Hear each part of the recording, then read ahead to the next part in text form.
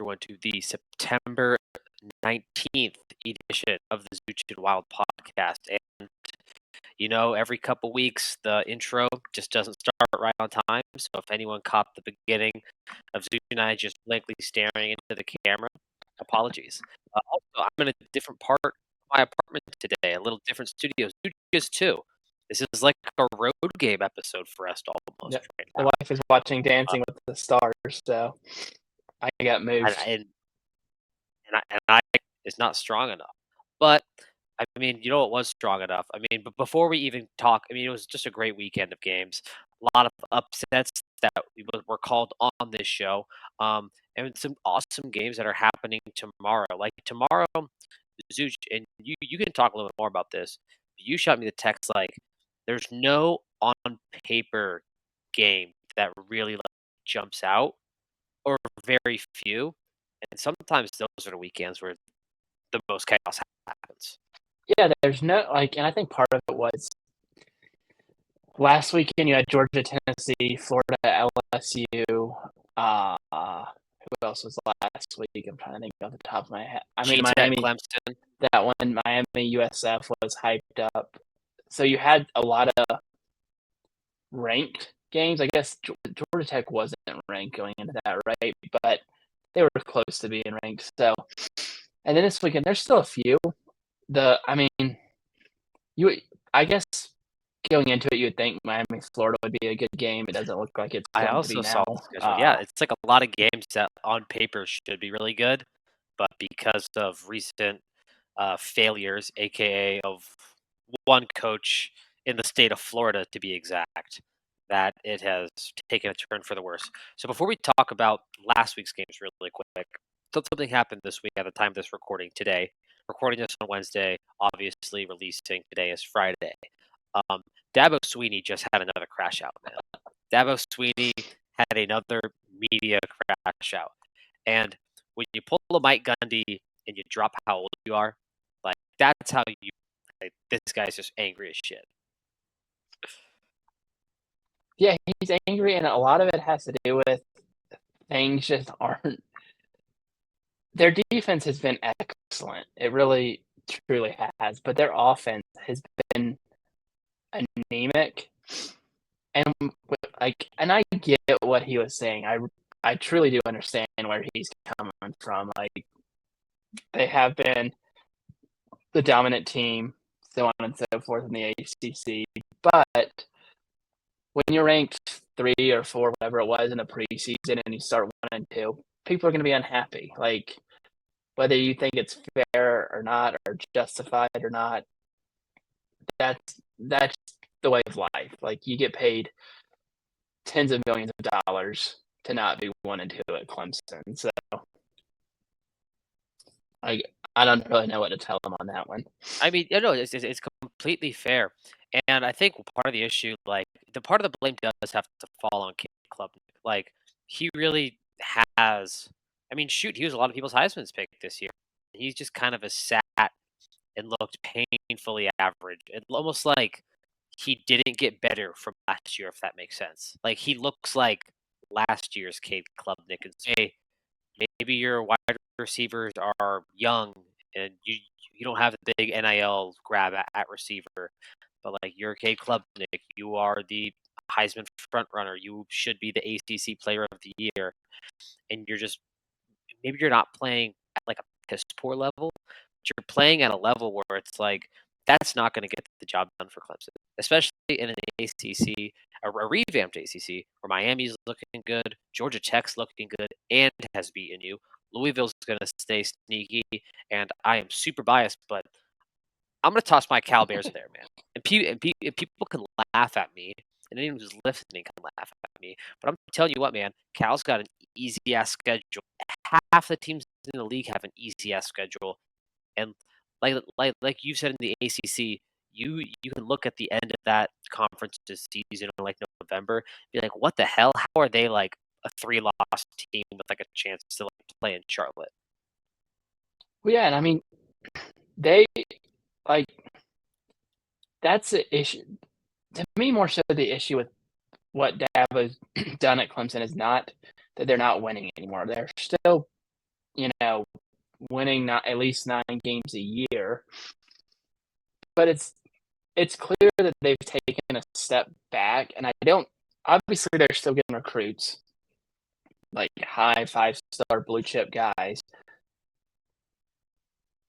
But you've also, in the past, back, which like this extends to when Trevor Lawrence left, basically. And you had, he's been hitting, and he's been hit and miss in quarterbacks. Deshaun Watson was excellent. Trevor Lawrence was excellent. But there was Kelly Bryant, right? Yeah, Kelly Bryant was kind of like Cade Klubnik has been, honestly. Yeah. Like, not like, I wouldn't say you like bench him or something like that, but he isn't what you thought he would be. And then DJ, I still don't know. Oh my god. Yeah, Even DJ. that name alone. I mean, look, it just you can't say his name without somehow messing up. That's how cursed that poor guy is, unfortunately, at playing football. DJ. Yeah, I mean the guy went. Yeah. He ended up at Oregon State, right? There we go. We're having to reset up the makeshift table. I mean, this is just going about as well as DJU's time at Florida State. But yeah, I mean, Dabo had a crash out. I do love that. I do love the age call out, saying I'm 55 years old. I'm not going to the beach. Shout out another friend, Mike Gundy. You just have to drop the age in there. I mean, it just makes for an all-time rant. But let's move on to the games from last week, Zuch, and two big ones that I know you were fired up for and I was fired up for. Maybe not fired up for the results because your Notre Dame Fighting Irish lost, but Georgia and A&M came out with big wins. But they also, Zuch, I want to get your opinion on this. They both kind of away with wins where the other team either A, made a big mistake at calls down the stretch. But I want to give a question to you. After watching both these teams play, who do you think's outlook is looking better as of right now? A&M or Georgia? I'm going with Georgia. Like, with how that, and we've seen it in years past, especially in that game with Tennessee. Like, Tennessee will go out and score on the first drive. Things are looking great, and then Can we also say, sorry to interrupt, did they not show Joey Aguilar's mom like 1,005 yeah, times? Well, they kept. thank God Brett Musburger wasn't on this game. I swear, dude. Like they were showing Joey Aguilar's mom literally like 17 times, man. Like it started to get ridiculous. Musburger was like licking his lips at home, probably just Oh, being a for weirdo. sure. But yeah, I mean, that was truly a guts, and they both were. Like, it was by A&M too. I will say though, like with the Georgia one, you're down double digits. You come back, you kind of take, like we've seen years past with Georgia. Like, we were joking about it, texting each other when Tennessee scored. Or like, oh, yep, here we go. Now it'll be 21-7. Yep. Georgia. Georgia did come back, kind of took a stranglehold on the game, and then Tennessee fought back too. Same with Notre Dame. And what's like kind of funny about both games is special teams. They didn't lose each team the game. Like, there's a lot more that goes into it than that. But I mean, geez, like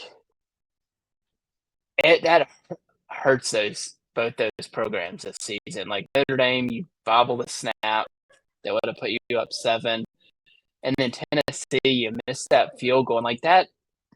More so for Tennessee, like that would have gotten such a big monkey off your back. But yeah.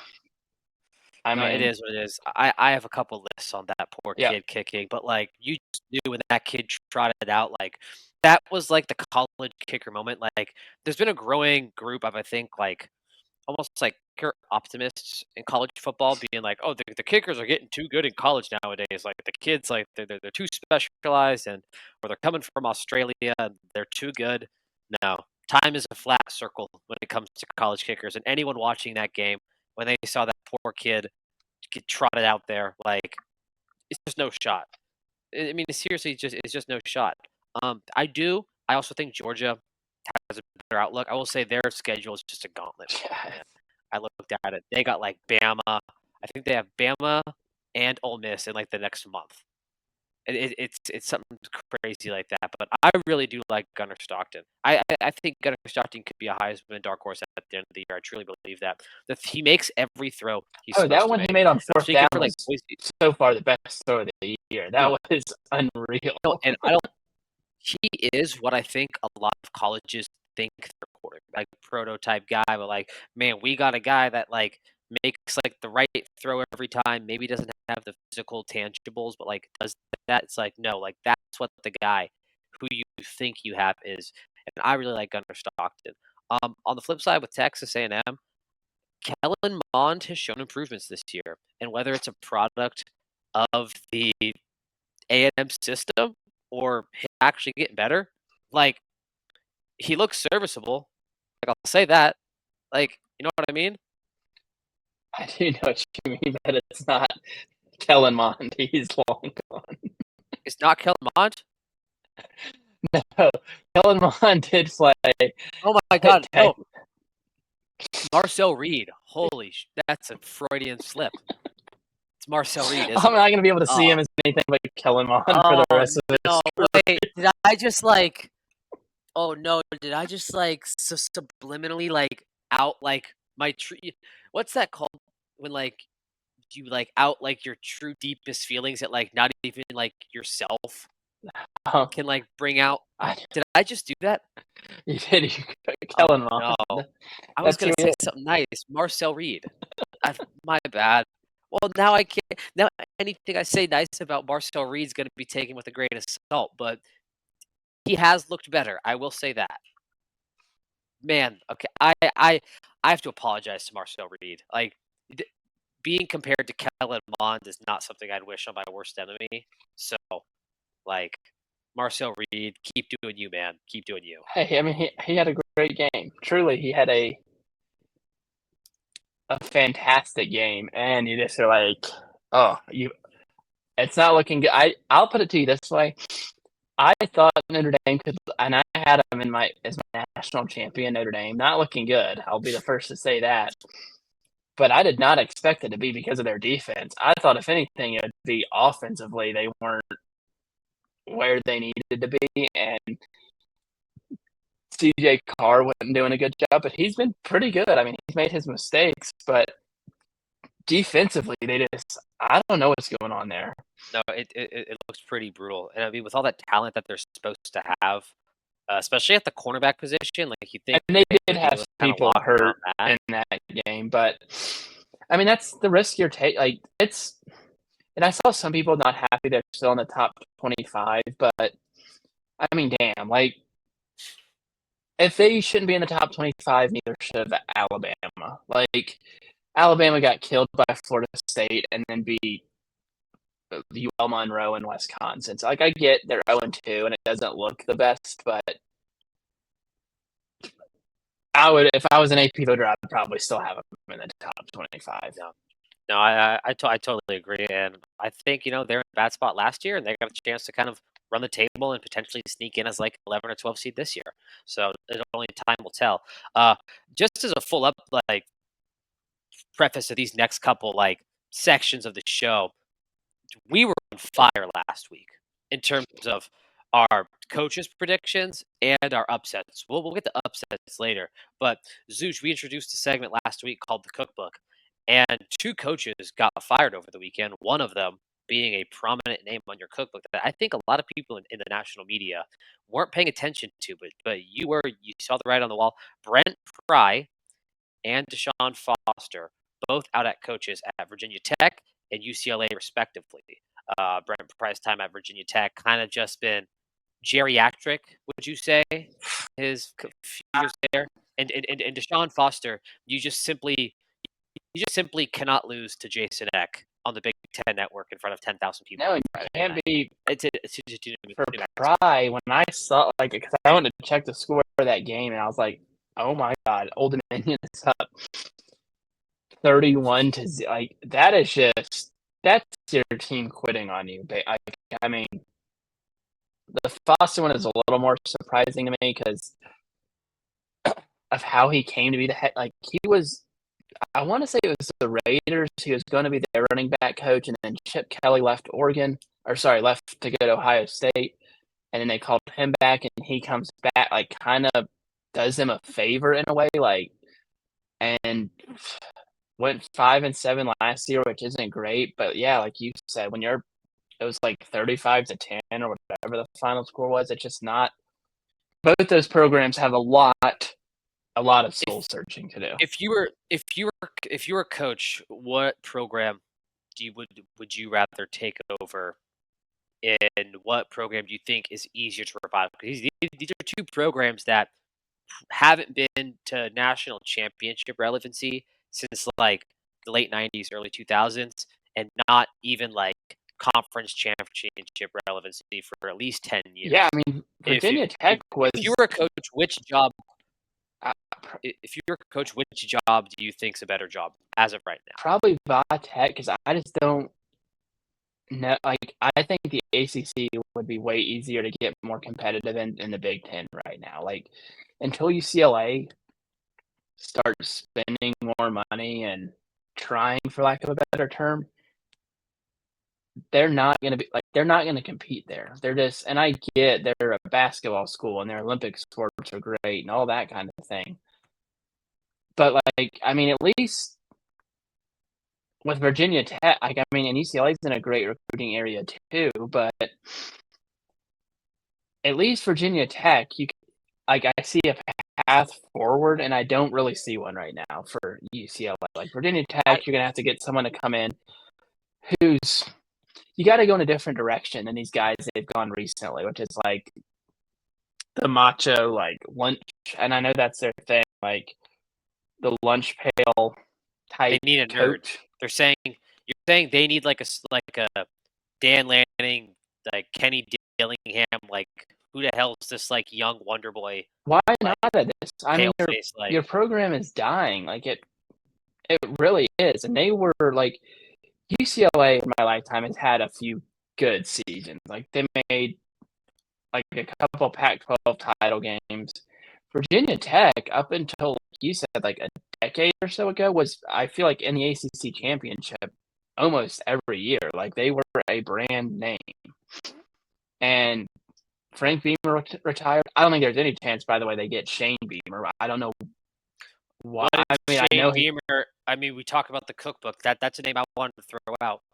If Shane Beamer loses to Mizzou, and let's say there's a scenario where he wins 5 or 6 games in the SEC, do you think South Carolina fires him? not this year because they did so well last year, but all those I mean, almost all of those jobs in that league are you're a year, like, 1 or 2 bad years away from not having a gig anymore, and every almost everyone, I would say, at least the vast majority of those teams expect to compete, and South Carolina is no different, you know?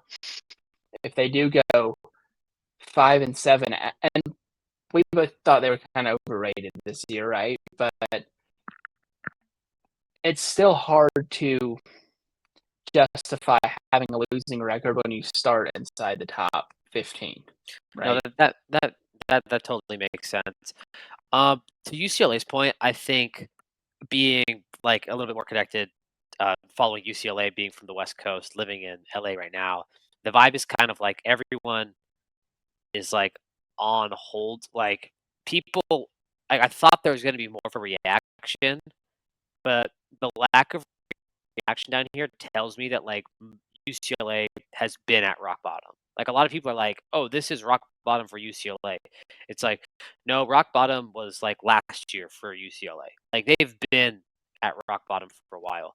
You know, the last thing I'll say about that is, look, you got to make Coach O say no Yeah, why if you're not? I mean, UCLA. Like, and it'd be the opposite way that they've been going because they've kind of gone these like kind of sexy picks. It's like, dude, get the guy who you can't understand from the South, who you're probably gonna have to overpay, who doesn't really know like the highest level of X's and O's. But guess what he can do that UCLA has struggled in? Recruiting and managing their NIL fund and how to manage money and run a program like a GM. Coach O can figure out his coordinators. I'm sure it'll be fine. Like you said, at this point, what do you have to lose if you're Yeah, UCLA? Call up whatever like AI startup and be like, you want to like get your company's like logo on the field? Like, there's your contract right yeah, there. no, I swear. absolutely. I mean, they can't run their like, I don't know, they need to get serious about, and I, like, don't even know that Insane. I they think it's an wanted to be athletic in. director thing. I That's, seriously yeah, think like, it's an it's athletic above, it's director not thing. just the Sean Foster's fault at the end of the day. So, we'll see. I mean, I love, like, when UCLA is good because they are, like, a prestigious university, like, even if you're not a sports fan, you know who, like, UCLA is a famous school, right? Like, I don't, like, that to me should be a selling point. It's like, "Oh, yeah, like, you can come and coach at UCLA, like, we play in the It's Rose Bowl," literally which, embedded. Their campus is literally in Beverly Hills and Bel Air. right. Like their campus is literally in Bel Air. Yeah, no, it should, and, like, I know they have the opportunities there. I mean, we've seen before, and I don't think it would be any different with UCLA.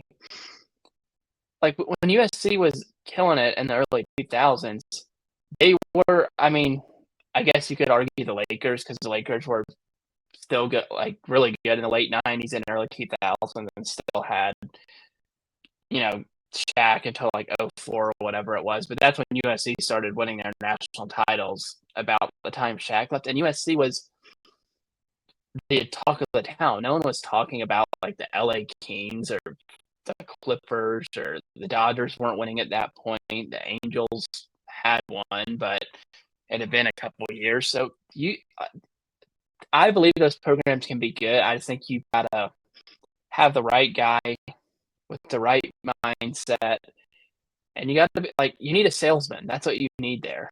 And you don't need Jim Mora Jr. Like, no offense to Jim Mora Jr., but you need like Or a Rick young guy Neuheisel. who's, yeah, They've had a bad stretch of coaches. Rick Neuheisel. I guess Jim Carl Moore was Durrell. okay. Like, yeah, like, They need they need Terry Donahue, just a guy who's gonna wear a clean ass Reebok polo and some Oakley shades. Just looks like he lives in like a beach town home right, and just like sunbakes all day. And his only job is to like make 19-year-olds feel confident in exactly, themselves. exactly. That's fair. Last thing about last week, we're gonna talk about our ups for us to gloat. Like this is all it is. It really is just a few minutes for us to gloat right here. I mean, shit. You had Vandy. No, you didn't have Vandy. Vandy was like our combined one, or was Vandy No, I yours? had Vandy. You had Georgia Tech, I had Georgia and Tech, I mentioned Wyoming, which was only down 3-0 to Utah at yep. halftime, and then Utah, probably should have been up more than 3-0 at halftime. But hey, Yeah, you know what? An upset's but an yeah, a little upset. bit of gloating. But leading in kind of a breaker into next week, Zooch. Who is your upset pick tomorrow or tonight if you have a Friday night pick? I'm going with, because it was hard to find like a real, like, true upset, right? Like, and Mhm. usually we're not picking like, oh, Pennsylvania Tech is going to beat Ohio State. That's not what we're talking about. But I'm going South Carolina over Missouri. I think, I and we'll see. I really hope Lenora Sellers plays. It's not like, I get worried when it's this deep in the week. Although I Lane Kiffin was saying all week long that Austin Simmons was going to play, and he just didn't. He like didn't put him on the injury report. But that's what I'm going with. Like, Missouri's looked good.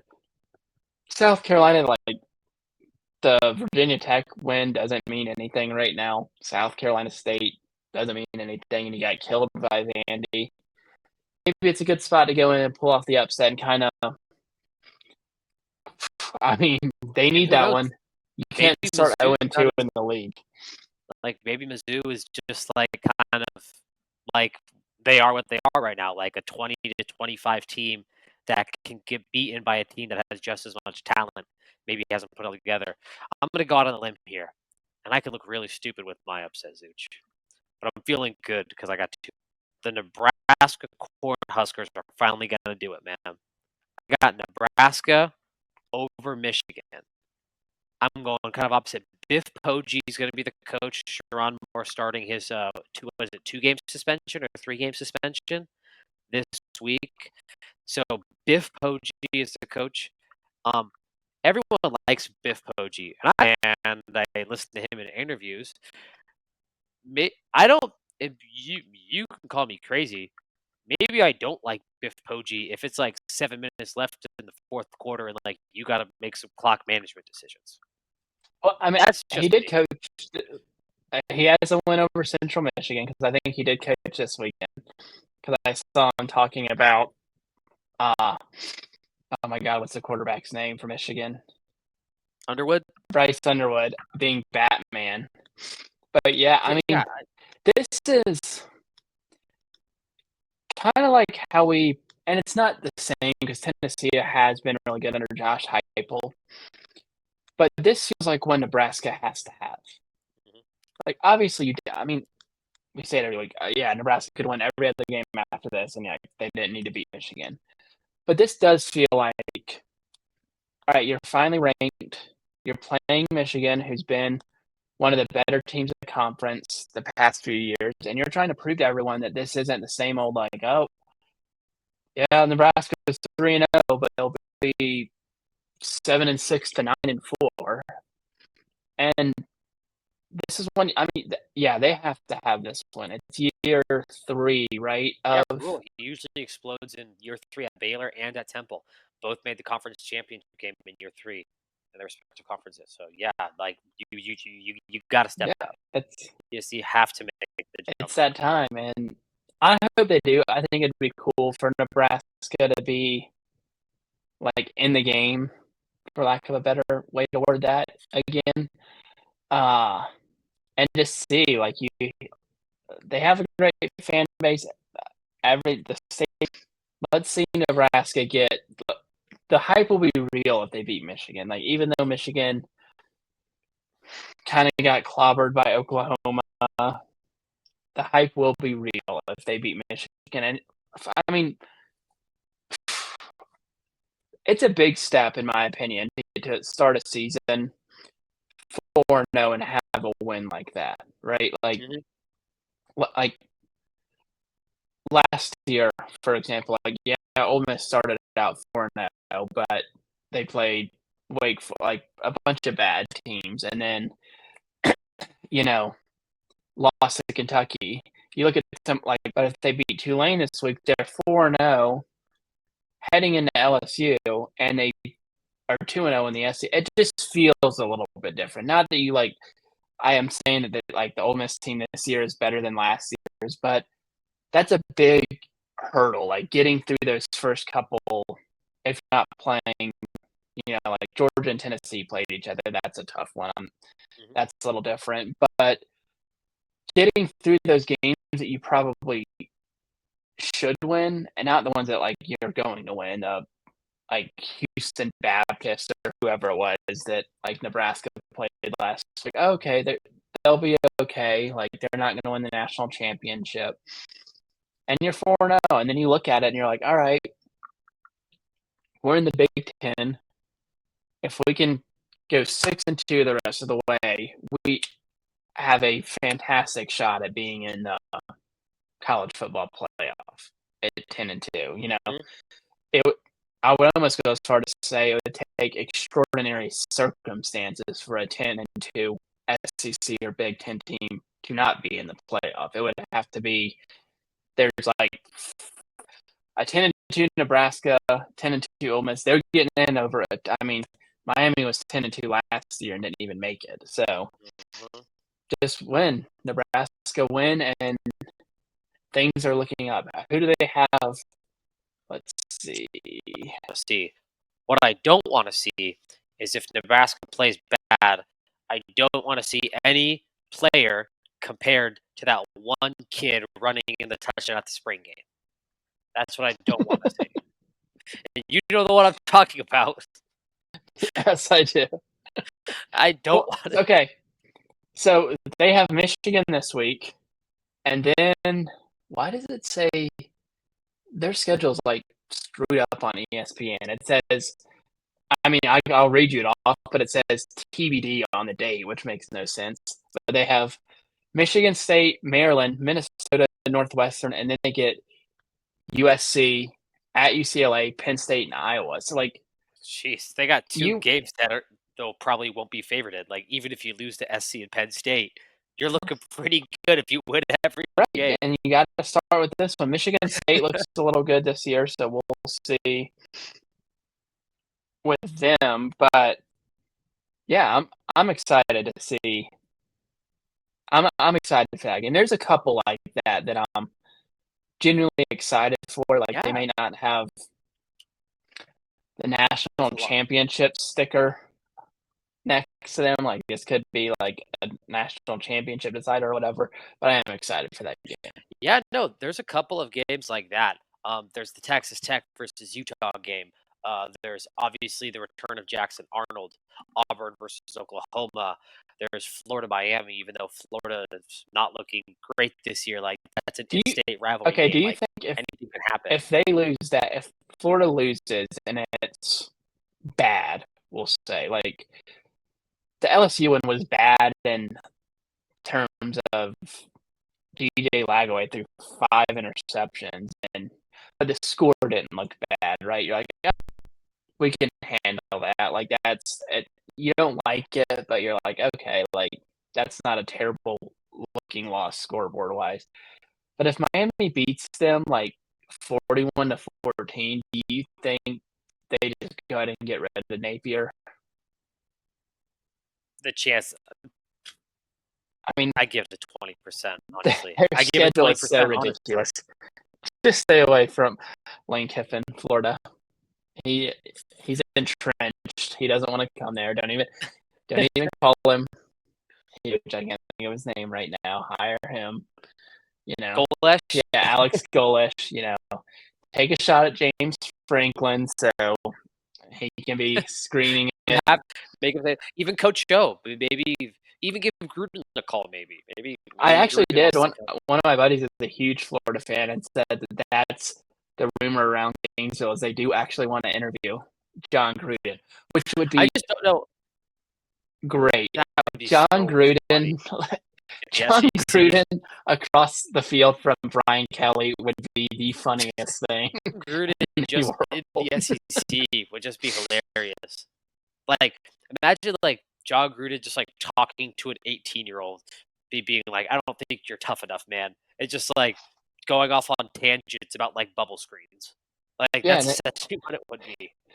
and you know he would like. I mean,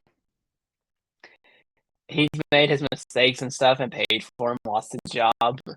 But I mean, even him at UCLA, like, why the hell not? Like, hire him and see what happens. You know, he's gonna like,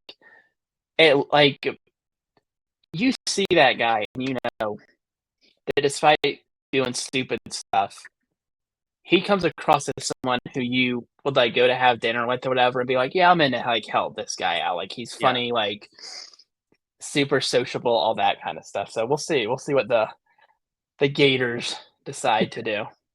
that'd be funny. Last thing talking about this week. Zuch, a lot of teams, like you said, with like these great games, great ranked matchups, maybe some games that aren't as many national contenders at this point in the year, but a lot of conference championship contenders. I just want to say, what is a team do you think that has the most to prove this weekend? So I'll give a couple. One's a little biased. I do think Ole Miss has something to prove this weekend because Tulane was my pick to go to be the G5 representative uh, in the college football playoff. They're looking good. Jake Retzlaff's looking good. And I think they could have if they lose that game, chances of playoff drastically reduce, right? But if they can, like I said, win that, start 4-0, Next week is LSU, who's going to be four. They play Southeast Louisiana, and you look at it a little bit differently. I think like you're like, all right, we got through this little span of teams, like and Kentucky a little bit less, but Taylor Green's fantastic. I don't care what anyone says. That offense is humming. But Kentucky, Arkansas, and Tulane got through all those, and now you have the matchup with LSU. It's gonna be in Oxford. LSU's gonna be a top 5 team still. And if you like, there's just a big difference to me going into that game 3-1 and 4-0. Like if you went in 3-1 and won, does it change your season a little bit? Yeah, of course. You just beat a top 5 team, but you still got Oklahoma, Georgia is on there, South Carolina. We'll see how they end up doing. But if you're 4-0 and you beat them, and you're at 5-0, you're like kind of like we were talking about with Nebraska. Like, hell, we can lose to Georgia and Oklahoma, and if we win all these other games against Florida and Mississippi State, South Carolina, and we're 10-2, we're gonna 10-2 with a win over LSU, who's going to be a conference contender. Maybe a win over Tulane, who Yeah. could be in the playoff. Like, you have a good resume, and you don't have any bad losses. And the second one I'll say is Memphis. Memphis is Really? 3-0, and they're playing Okay. Arkansas this week. And I mean that the AAC is going to be like, especially like say Tulane does win, then you really want that win if you're Memphis. And I know that'll all work itself out because they all will play each other and things like that. But I think that would be a big win for Memphis. Like, Arkansas got a little bit of chatter this weekend because I mean, it's a little like we've known about Taylor Green for years now, but that's because he played at Boise State and we saw like, oh, this guy can be really good. I mean, he's still gonna, and he even did it the other night in the Ole Miss game. Like, there's like 3 passes. Just airmails. He airmails and like 3 like dropped interceptions. One was intercepted, but it was like a holding call, and like he still does all that stuff, but he's getting some notoriety, especially because Nessmeyer hasn't been as good as people thought he was. Sellers hasn't been as good as people thought he was going to be.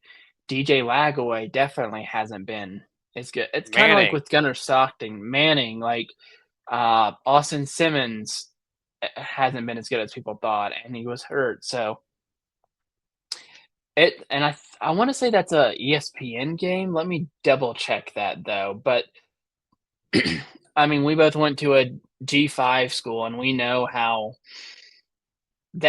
how much those games mean.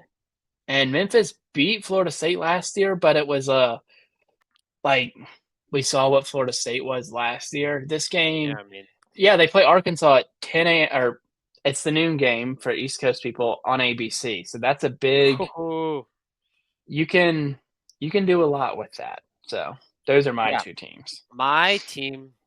I love that Memphis pick. I didn't even realize like how much they had to play for with And that that's a good game. kind Like, of that's an congested interesting game ACC. to me. Like, Is that it at Memphis or is it in Fayetteville? I think it's in no, it's in Memphis. Oh, okay. Oh, this is the opportunity to pounce if you're Memphis. Um, the team that I think has the most to prove is also playing in that early slot time. It's also a team that you and a lot of people have hyped up this offseason, and up until this point have been proving you right. I think the team with the most to prove tomorrow is the Texas Tech Red Raiders. This is the first kind of big test, big noon kickoff on the road in Salt Lake versus Utah. I was thinking about maybe if Utah has something to prove, but I think Utah as a program knows what it is. They're a scrappy program. They're going to lose a couple games a year, and they might sneak into the playoff and win and they might sneak into like a conference championship. Like Utah is very secure in what they are. Texas Tech has put so much money into this program this year. Texas Tech, you got like all-time famous alumni coaching your team right now in Joey McGuire.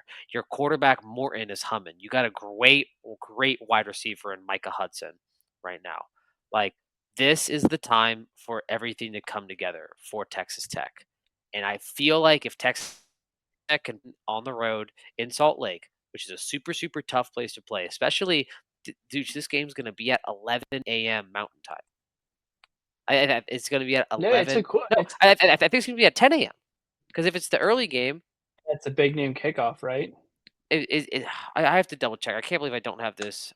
I'm mind blanking on this information beforehand, but I seriously think that this game is either at 12:30 Eastern or it's at shoot. Let me check. No, it's at 10 a.m. Yeah, it's Yeah, 10 a.m.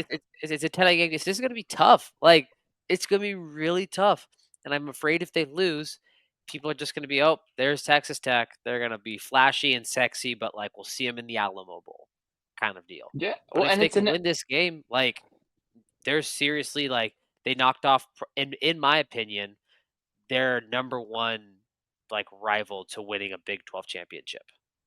yeah, and it's just hard. Like, I don't care how good of a team you have, it is incredibly hard to start out 0-1 in conference play and get to the championship game because I mean, most times, and I understand like things can switch around and like it's not like this every year, but most of the time, if you start out 0-1, that means you cannot lose again the rest of the season in conference play. And the teams are just too even now. Like you look at, and I mean, I don't even think they're anywhere close, but you look at like Florida and you're like, damn, they lost to LSU. Okay, well, they still have Texas and Georgia and Ole Miss and on and on and on. Tennessee still has Alabama and Florida's not good, but like you still have those teams who could catch you, which you got to watch out for. And the same goes for the Big 12. Like if whoever loses this game, you're behind the eight ball Hmm. basically. Like and I mean Utah doesn't like. I mean, honest to God, Utah has a relatively thin schedule when you look at it. Like West Virginia, ASU, BYU, Colorado, Cincinnati, at Baylor, Kansas State looks horrible, and Yeah, Kansas. Kansas State looks And so bad. Texas Tech, kind of the same thing. I mean, Houston, who's 3-0, but still kind of proving some stuff to some people. Kansas, ASU, Oklahoma State, Kansas State, BYU, UCF, West Virginia. So it's, you are the winner of this will be set up beautifully, and the loser is going to be like, Gotta make it up. like we can still get back in there, but you can't lose again, in my opinion. So No, it's especially because there's some dogs in the Big 12 like Baylor and TCU that are just chomping at the bit for essentially either Utah or Texas Tech to make a blunder.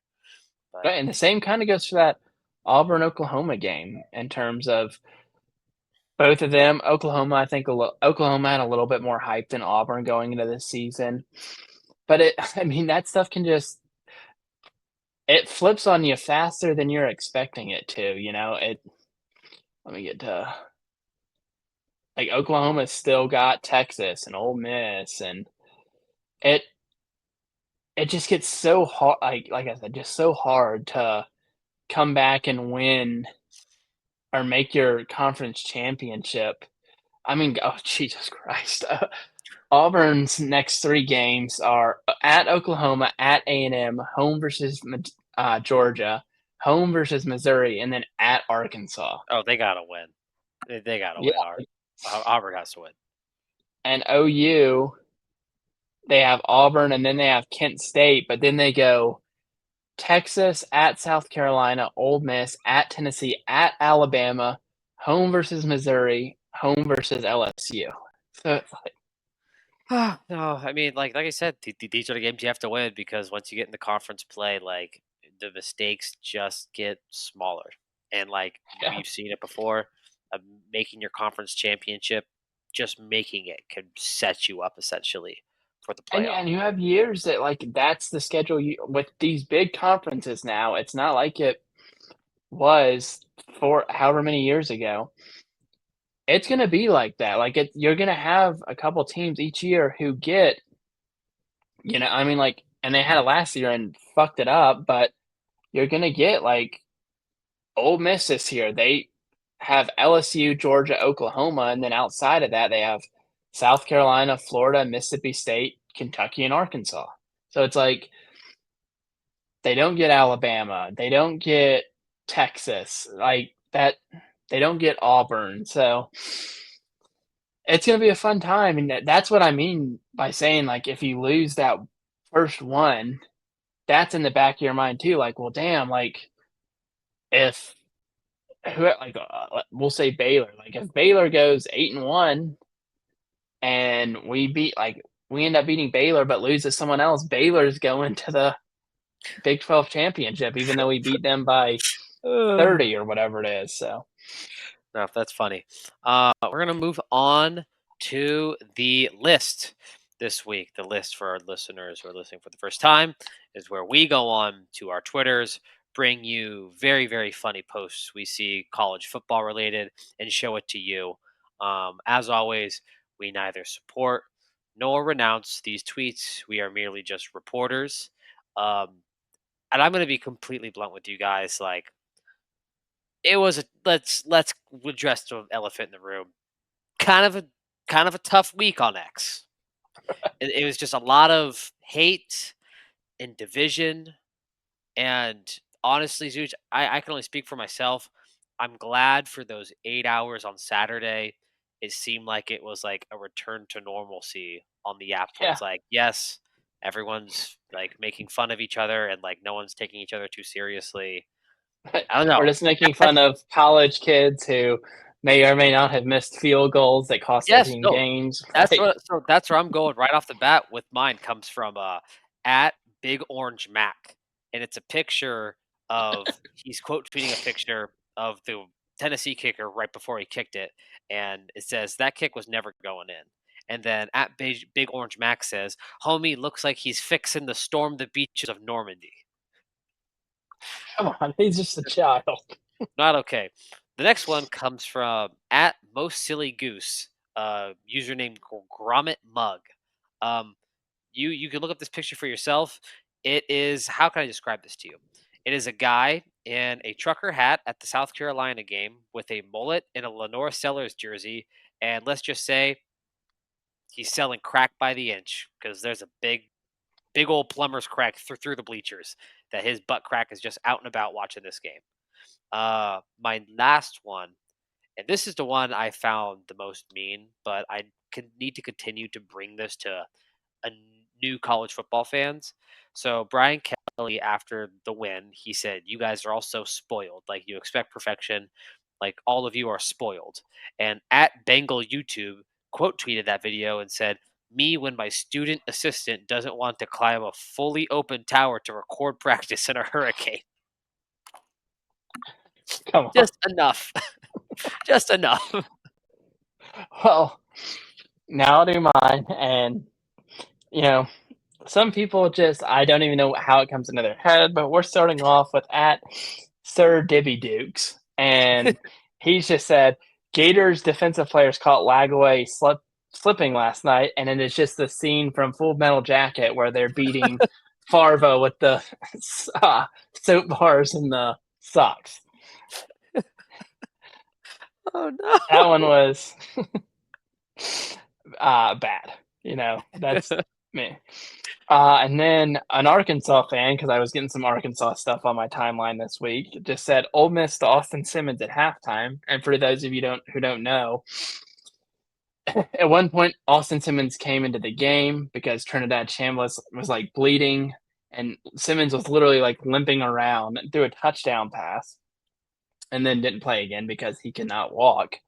But at Patino479 said Ole Miss to Austin Simmons at halftime, and it is a cutscene from that NFL Blitz video game where you used to could like stab your guys with syringes to like, get them in the game. And then I have two more.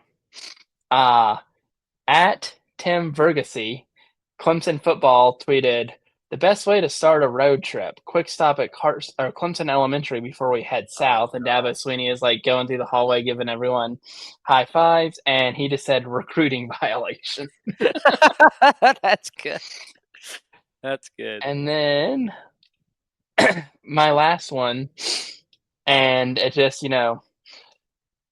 this one was funny. Like, it wasn't making fun of any of the events that happened prior in the week. It was just funny, and it is from at Normal Ball Fan, and it said Tennessee and Georgia fans throwing the national anthem on Sunday, and it's the picture of the Crip and the Blood with the Yeah, bandanas the tied bandana. together,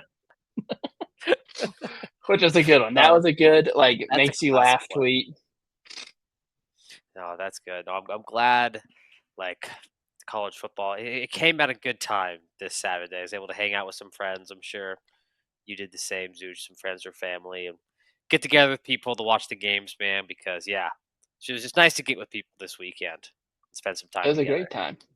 Um, let's go to last but not least, Zooch, our meme matchup of the week. We'll quickly get it going. Zooch, did you go last week or did I go last week? I think I did, I All believe, right, but I will go first this week then. And my meme matchup of the week, Zooch, is none other than the Apple Cup, Washington State versus Wazoo. And I say that because, why do you say the Apple Cup? It's like a normal rivalry game. Jed Fish is a pretty good coach. Wazoo is like an all right program. Uh, this rivalry, I don't know. In the state of Washington, they think this is literally like Red Sox Yankees. Like, I went to Boise State and people were like, "What the fuck do you mean you don't know about the Apple Cup?" But it's the Apple Cup. and you wanted to Everyone be knows like, the Apple Cup.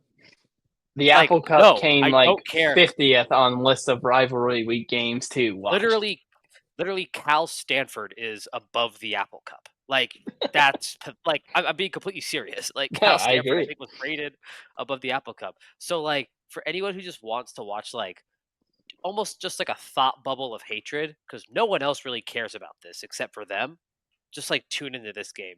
Tune into UW Twitter, Wazoo Twitter. It's gonna be funny. So Apple Cup is my meme matchup of the week, and they usually are always have like pretty good games too. Like you always joke about the one where it was like 0-9 versus 0-9, and like they played because they were just like for their old sole win of the year. It like went to overtime, I think. Mine is, and it's just a hilarious coaching matchup. Two guys who need to win. Hugh Freeze versus Brett Venables. It's Jackson Arnold is on a different team now. It is just so, and part of it has to do with I will be with the resident Sooner fans, the Voice and Yep. Twins, and I will do my thing that I do to Cody that he falls for every time, and I'll be like, oh, Jackson Arnold 84-yard touchdown run, and his first reaction. So it's gonna be. I will be having some fun with them. I'm gonna be at a wedding with them this weekend. So yeah, everyone enjoy football this weekend. We're already a month in, so it I goes know by it's fast. crazy. It does go by fast. After this, we're gonna be 25% down pretty much if we include conference weekend. We'll be 25% of the year down. It's just crazy to think about. But yeah, Zooch, enjoy the wedding. I know I'm going to enjoy. This is like the first weekend in what feels like a month. I'll just be like at my apartment watching games. So I think I might just have a true veg out day on Saturday. Like I get don't like blame you. 3 TVs going and just watch it. But thanks for listening. As always, everyone, make sure to hit that subscribe button on the YouTube. Follow us on the Instagram. Really appreciate everyone watching the clips and the videos as always. And we will see you next week.